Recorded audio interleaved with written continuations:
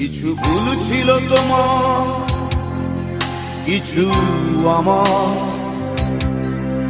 তুমি করনি স্বীকার বন্ধু, আমি করেছি।